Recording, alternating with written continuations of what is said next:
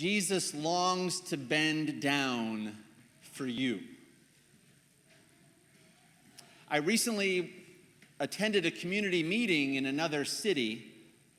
The topic was one of a bit of controversy, a little bit uncomfortable for some folks. A tent encampment was going to be moving onto a church property for the next several months. Present at the meeting were a professional moderator, the pastor of that church, local police and council members were there. There were members from the board of the encampment organization. There were camp residents in attendance, as well as other nearby neighbors. There was a very dignified and edifying structure to the meeting. There was an overview of what was actually going to be happening and what wasn't going to be happening. And there was an opportunity for questions and answers. Throughout the comments, there were great acknowledgments.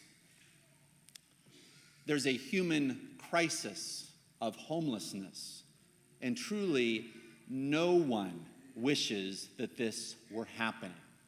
No one.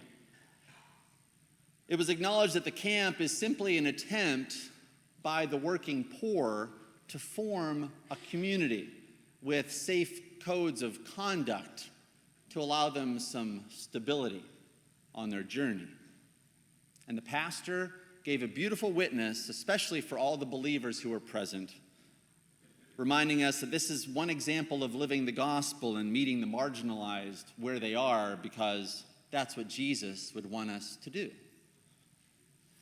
Things were going very well at the meeting. And then, toward the end, a very aggressive, angry neighborhood resident let everyone know that it was a bad idea to have these people living in our neighborhood. That was in stark contrast to another person who had given a witness a little bit earlier, a very disarming witness by a neighborhood resident who happens to live in a house, who considers himself a friend of the camp. You see, he knows them all by name because he recently lived in the camp for a week in solidarity with them, and he was able to freely testify to his feeling of safety and the goodness of the residents. One person who, in great anger, saw the camp residents as impersonal objects was immediately and powerfully overshadowed by another who revealed their inherent dignity as people simply because he got to know them. It reminds me of some of the dynamics in the gospel this weekend. The woman found in adultery, the scribes and the Pharisees in many ways remind me of that angry neighbor.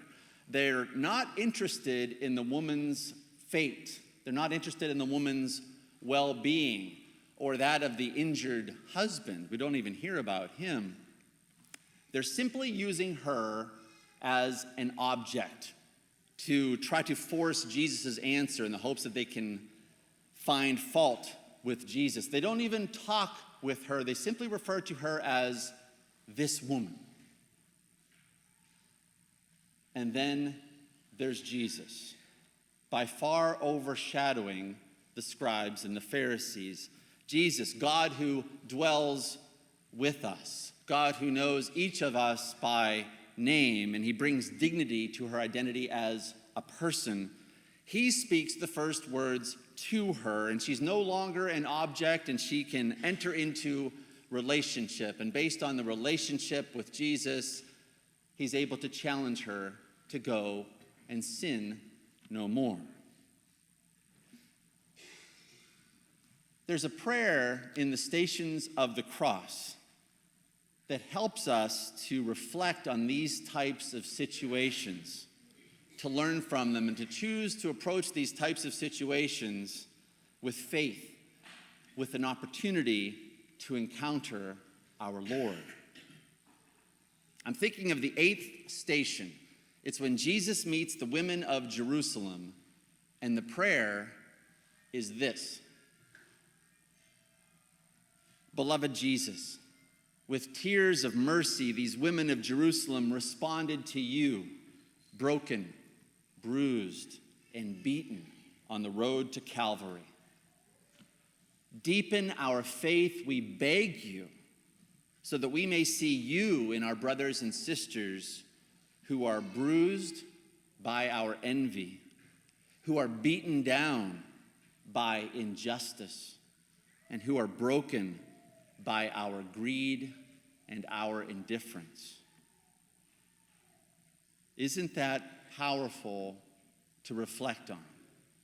Seeing Jesus carrying his cross in those we bruise, in those we beat down and break by our injustice, by our greed, by our indifference. So how do we encounter our Lord? In the gospel account, we see that Jesus bent down mercifully to get to know someone personally, to form a relationship. And a similar thing happened after that meeting at that church. You see, there was a great concern for a certain marginalized person who was in attendance, perhaps the most marginalized of all. And so several people approached him. They approached the angry neighbor. He was really fired up. But they wanted to see him as a person and not as an object. They didn't want to forever refer to him as that angry guy. And so they got to know him by name. And it turns out that he has a long history of trying to help people on the margins himself. And he told a story about a young man by name who he's been trying to help for 10 years. And through his storytelling, it seemed very apparent that his anger was really stemming from frustration. A frustration that this person that he's been trying to help all these years keeps falling back into bad habits.